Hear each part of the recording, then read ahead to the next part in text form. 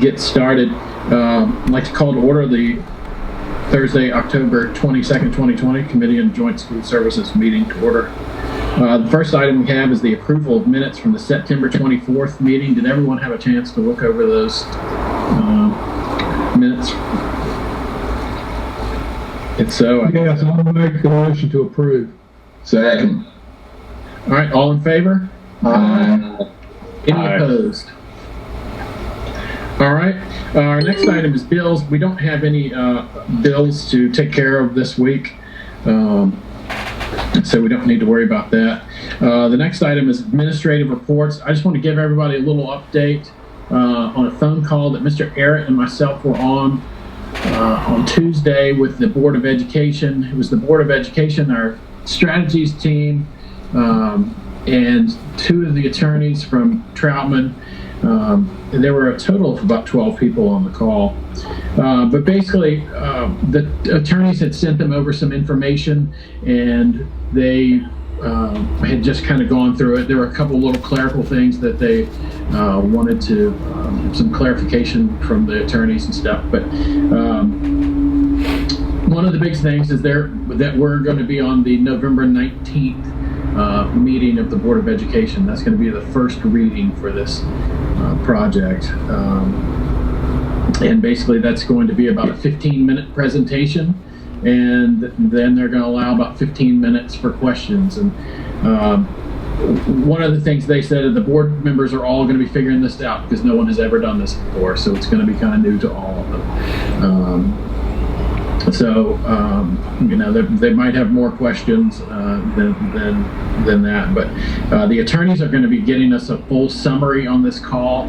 I thought it was going to come today, but maybe it'll come tomorrow, so we're just waiting on that to come through.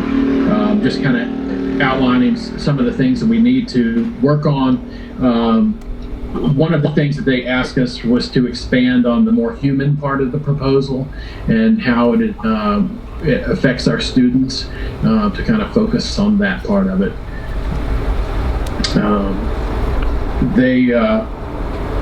Overall, they seemed very happy with what they had so far. There's a rough draft is required by next Friday of kind of our proposal, and so that's something that the attorneys are going to work on, and they should have that. They said in the email earlier that they were going to have it tomorrow, but we shall see on that. On the meeting on the 19th, the attorneys are going to kind of help us set that up, but they basically said that they'd like for a handful of people to be on the call. I think it would probably be best to have our finance folks on there, our superintendents, and probably our city manager and county administrator. I don't know the exact time of this yet. They haven't told us when that will be on the 19th, but they said they would give us a 3-hour window of when it could happen. One of the things about that is that we're going to have to do a presentation for about 15 minutes, and I think it's probably going to come from our board members. I don't think the attorneys are going to be really doing anything. So I thought that Mr. Arritt and I could work together on that and work with the attorneys and kind of work out the presentation side of things. I think that during this presentation, I think that Mr. Arritt and I, we've talked about this, and we've been called different things, but I think if it's okay with this committee that we just make Mr. Arritt and I co-chairman of the committee, so that can be our that can kind of be our title going into this. And I think it shows that cooperation and stuff between the two school systems, and gives both school systems kind of equal weight going into this. Is that something that you all are, everybody on board with that? Sounds like a good idea. Yeah, I'll be on board with that. Yeah, I think that's a good idea. All right, so I guess basically what we need to do is we're going to need to meet, and Mr. Arritt and I were talking about this earlier. We would like to meet with this full group again next Thursday, and hopefully we can go over some of the stuff that's going to be in this rough draft. And the attorneys will have given us a rough draft, so we can kind of go over it with you all. It's definitely not going to be anything finalized, but it'll give everybody kind of the information that's going to be presented to the board, and we can Jacob, go from there. Yes, sir. next Thursday won't work for any of the county people. Probably. Oh. Okay. Unless it's late. Okay. Yes. Okay. When would you all like to meet then? I think we could always kick it to the following Thursday and keep our regular. Or do it Wednesday. Oh, Well, Wednesday we have the regular kind of recurring subcommittee meetings. I think we do it the next Thursday, and then the attorneys it's due by Friday, so we know how the attorneys can be with everything kind of getting pushed to the last minute. So if we talk about the next Thursday, it's still fine. It's just a rough draft that they're going to be doing. So I think that would be okay. Which Friday is it due? A week from tomorrow. Is next Thursday the second Thursday of the month? Next Thursday is the last Thursday of the month. Fifth The Thursday. following is the first Thursday. Okay, the following, first Thursday. Okay, November 5th. okay. Try to avoid the second and fourth, please. Okay. Well, if we all met on here on the 5th, Mr. Arritt and I were basically saying that we thought it would be best for this committee to meet like every 2 weeks. A lot of the subcommittees right now are meeting every week, and the idea of us pushing out something to this committee on those bi-weekly meetings and a little synopsis for everybody to kind of digest, and then we can send that out to the public as well. Just an update on what all the subcommittees are doing, because that's where a lot of the work is going on right now. And just kind of keep everybody in tune with what's happening. We thought that would probably be the best plan. You all good with that? Sounds good. And I sent out the second athletic subcommittee. Yes, I saw that. We're getting ready to get to that right now. Okay. So our next item is subcommittee updates. The executive committee has been meeting weekly. This week we basically just went over my notes from the Board of Education call and went over that whole process. We are waiting on a proposal from Decide Smart. We thought it was going to come through yesterday or today. Hopefully we'll get that by Friday, and just kind of see what kind of services they can offer our committee as a whole. We're also waiting on the info on the draft presentation from the attorneys.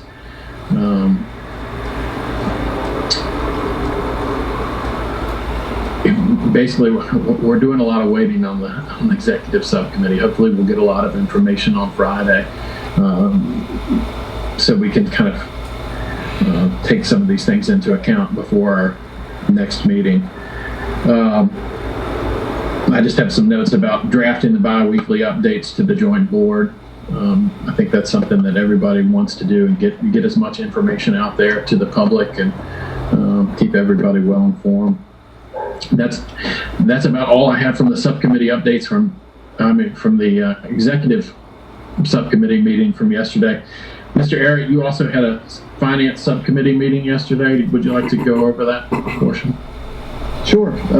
We have had 2 finance subcommittee meetings since our last joint school services meeting, I believe.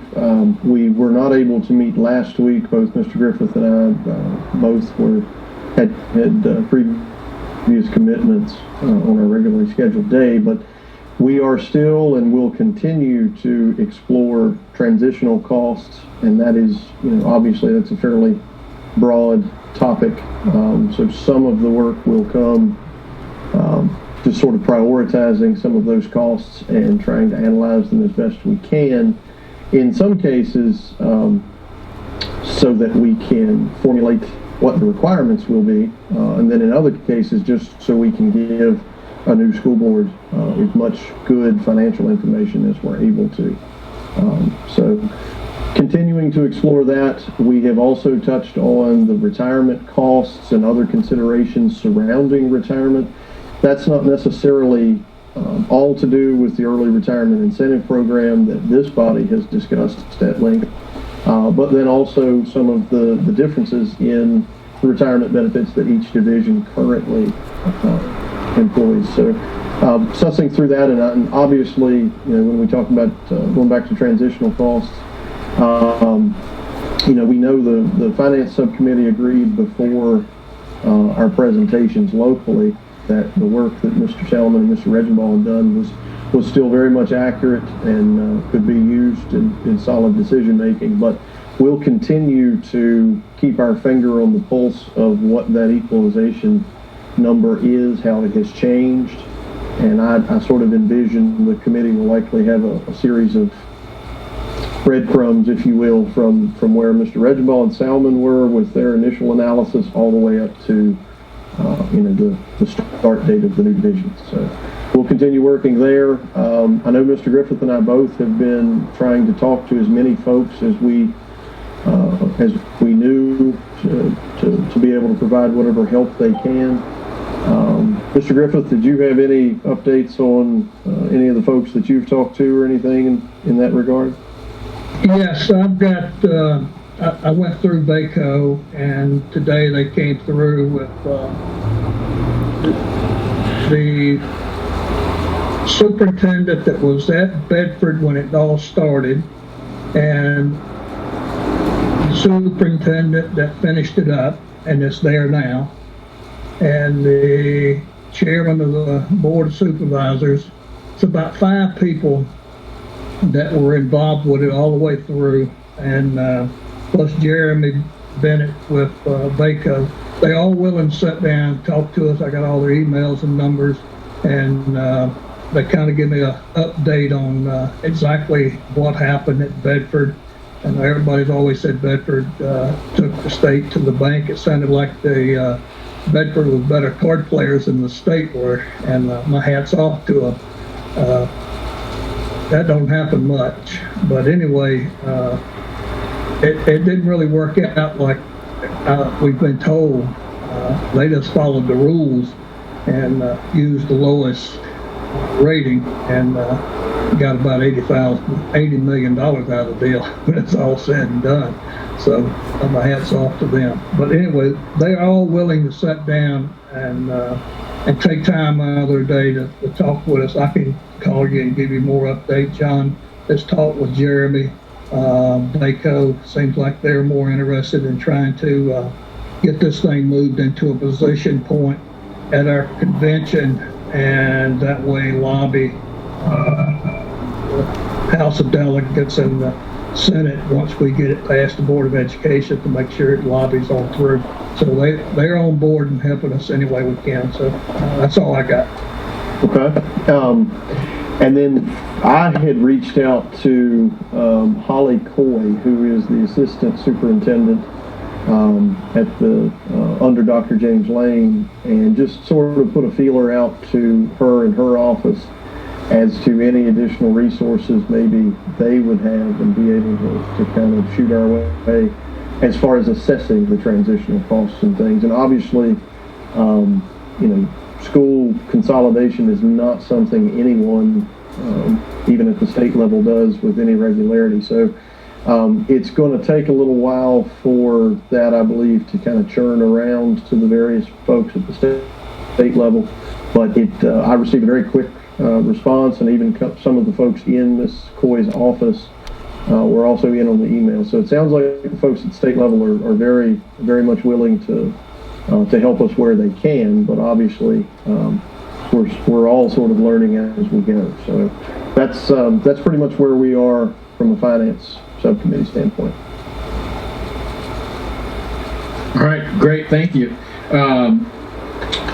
Mr. Garten, I'd like to give a shout out to the athletic subcommittee for their 7 a.m. Meeting this morning. I know you all now had several meetings. I see that your next meeting is going to be at 1 o'clock, so that should be some welcome relief.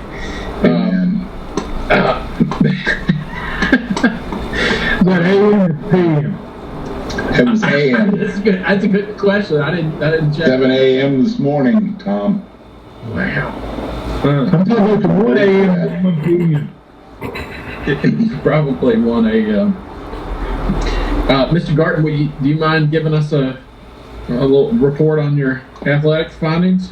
No, we're making some pretty good headway, but we get to points where we have to stop. You know, we're beholden to the General Assembly, obviously, for approval, but things are going very well. It's truly a team concept. I mean, everybody's bought in. Charity has been very good about contacting BSN. We've got a Zoom call the 28th at, I think, 10 o'clock to find out, you know, what they can do, and they're very adamant about helping us with the transition, picking colors, mascots, working with the kids. They're going to do band uniforms, cheer uniforms, football, baseball, basketball, everything. They can do it all, and they've done this before. So unlike the rest of us, they've got some experience in this, and they're very excited to work with us, I think. The other thing is she and Mr. Jared Brown at Allegheny have been in contact with VHSL. I think it's Mr. Dolan with the VHSL. He's indicated that collectively, even though we merge, we'll probably still be in the won't change, whatever Allegheny. Three Rivers, that's Three correct. Rivers, right. I've got Georgia with me, but they'll probably stay in the Three Rivers because it's more like our area demographically and out of the Roanoke area. Other than that, there's been some, we like to concentrate with BSN working with the 6th through 9th graders, because those will be the senior, junior through sophomores, I guess, so they have the initial, new school system. So that's the idea. I'm trying to think what else we talked about, but facilities was a big question, and that's going to come down to planning. Mr. Tucker, you were on that call, so Alan had indicated, it's obviously planning, engineering, things for the future that we've got to concentrate on, and there are obviously some things you can do in the near future to get to where we need to be. But he was thinking about talking to our own city engineers and to develop some plans along for the facilities and things. And we know that it's going to cost some money, and so people are out there looking for. I mean, we're considering grants and things of that nature because it could be pretty expensive whenever you go into the things that we discussed, which is of course changing the colors, mascot. That means uniforms for cheerleading and band, as well as football and baseball and all the other sports, and that could be pretty expensive. So that's what he was talking about as far as facilities, and then also for these other expenses. he made a good point. Go ahead, I'm sorry. We got a rough estimate on uniforms and finance. We can pass that along to you guys. We had the financial directors to get with the athletic directors, with the city and the county, and got actual costs of today's uniforms, and they put that together. So if that'll help you guys, we can pass that on to you. Was that just athletic, Griff, or did that also include band? Band, cheerleaders, everybody. Okay. The whole ball of wax. And getting into the expenditures for that, Jason Himmentaler commented that he'd been in contact with some of the business professionals, and that there's a lot of excitement there for donations and, buy into the new, whatever it is, mascot, team name, school name. We really don't know any of the above. So there is some excitement there that they're willing to participate with some capital build for, athletics. It was also recommended that the students in grades 6 through 9 be the ones that have some say-so as to mascot colors and that type of thing, since when this thing starts, the 6th graders will be freshmen and the 9th graders will be seniors at the new high school. And so they wanted, that was, I think everybody agreed on that, didn't they, Matt? Yes, sir.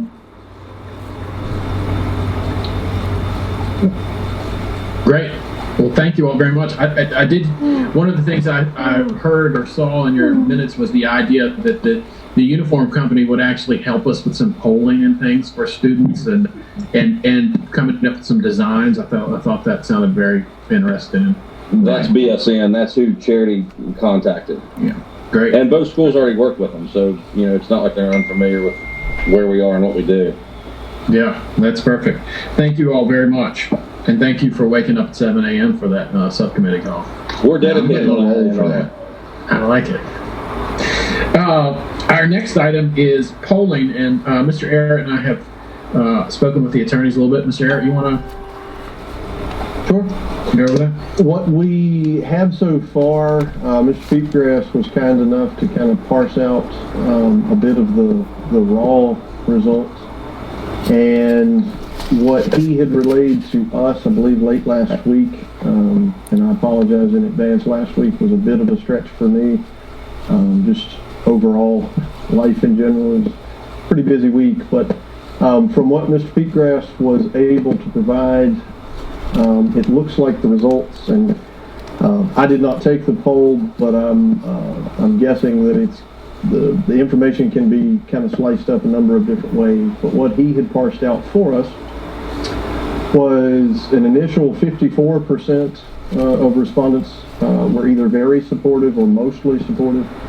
38% in total were either not supportive at all or mostly not supportive. So we have maybe a starting point of 54-38.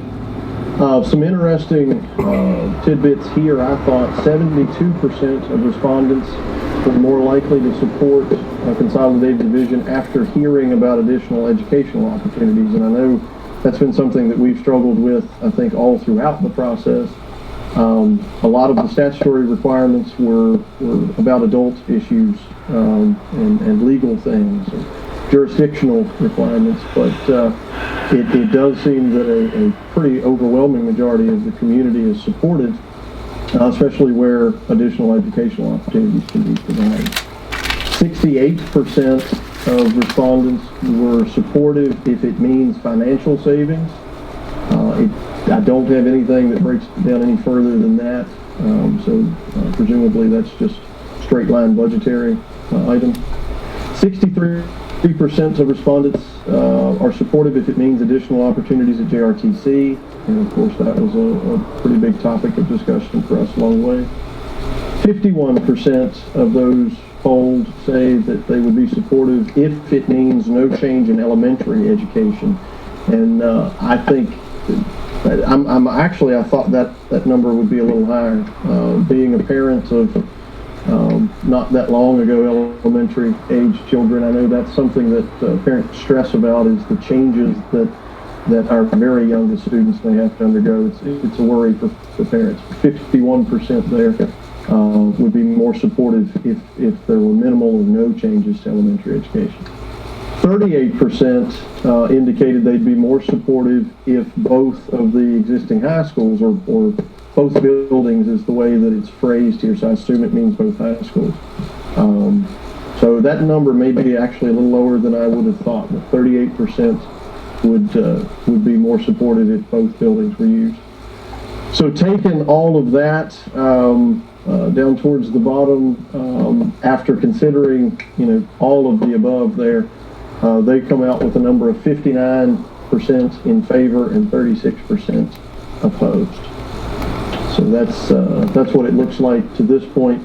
One of the things that was touched on in our call with in our conference call that Jacob alluded to earlier, There will be obviously some poll components, the result components contained in what our advisors will be transmitting to the Board of Education. So we expect maybe some additional expansion on some of that after we have that, what they transmit to the state.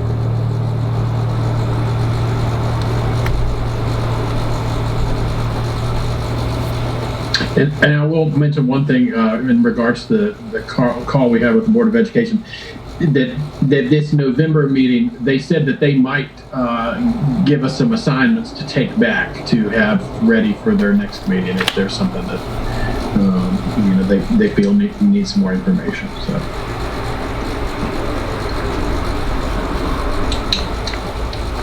Is that all for you, Mr. Arritt? Oh, yes, sir. That's all I have for that. All right. Can I ask a question? Yeah, it came up a couple times in our meetings.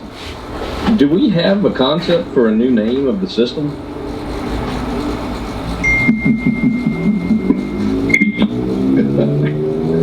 We've got some, but I don't know if you want to hear. I just wondered. We got to figure something at some point. Jackson River Jackrabbit. The river rats. I've heard different things. Well, one of the things, and I have not been able to dive very deeply into it, but the thought did occur to me. I mean, obviously, as you talked about, Matt, with mascot and school colors, fight song. Early on in consolidation research, you find out that most divisions will involve the students and/or community in some way, and that's a very good way to do that. But I did wonder about the proper name of the division, if that is customarily decided by the two jurisdictions coming together, or if it's done traditionally done another way. And I think we can probably look at some of the other divisions. That's an area to where we don't necessarily have to line up demographically. It's really just how best to go about that. So I think we've got some options. That's a good thing. And I think that's one of the things we'll probably see in this proposal from Decide Smart that we're supposed to get today or tomorrow. I think that they'll probably discuss some of that naming. Mr. Lanford, do you think that's something that they'll?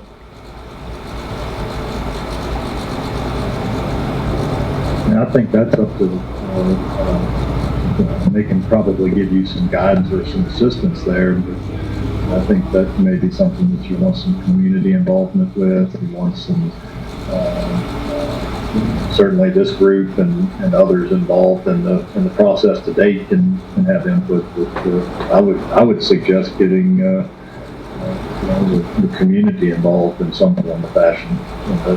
And that's what I was thinking, that they would kind of help us with some ideas and ways to moderate that. And I think too, Jacob, we had talked at least at one point about a committee.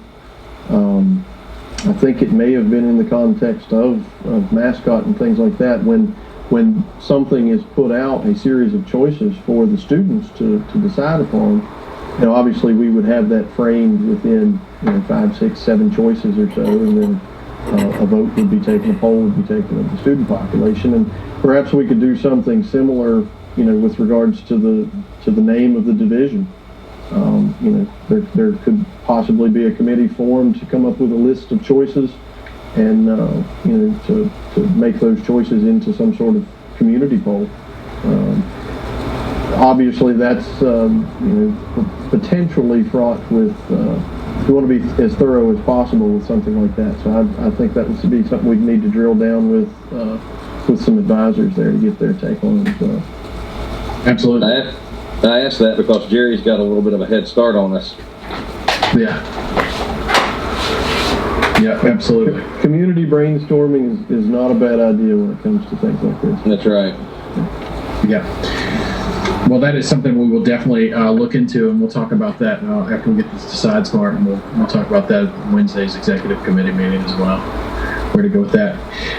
If there are no further questions, Mr. Lanford just sent me a text that said we're running out of time here. Does anybody have anything further? We've got. I don't know if we have time to roll it out, but I'd like to revisit the co-chair idea. Okay. What I was wondering is Jonathan will be co-chairing the executive meeting too, or would we be better off as we chairing the executive and Jonathan chairing this group? Either way, we could do that. Probably for our calls and stuff on the 19th, we should just be co-chairs for the whole committee, because we're going to be speaking on behalf of the committee. That's something we can ask the attorney on that. As far as prep and things like that, I'm happy to do whatever's needed to be done. So. Well, and as you all know, Jonathan has put in plenty of work that he definitely deserves that title. So, but yeah, I think that's something that. But Let's think about that before the next meeting and see if we want to split that up or we'll go with co-chairs to both groups. Okay. I'm thinking how y'all work close together. I can see either way working where Jonathan chairs one group, you chair the other, y'all work together, or you co-chair both groups together. I think it's just getting the name of who's doing what and everybody knows who's responsible for what. Yeah. Sounds good. Yeah, it splits the workload. Yes. Absolutely. All right. Okay. If there are no further comments, I'll entertain a motion to adjourn. So moved. You all have a good night. Thank you, everybody. Thank you. Thank you. Everybody have a Thank nice you. week.